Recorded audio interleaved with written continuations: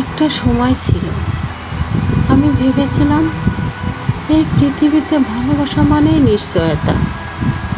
ভেবেছিলাম যার হাত ধরব সে কখনো ছেড়ে যাবে না। কিন্তু সময়ের স্রোতে হারিয়ে গেল সব বিশ্বাস, সব নির্ভরতা। আর আজ আমি শিখে গেছি ভালোবাসা মানে চাওয়া নয়, পাওয়ার অপেক্ষা নয়। ভালোবাসা মানে নিজের হৃদয়কে ধ্বংস না করে নিজেকে আগলে রাখা।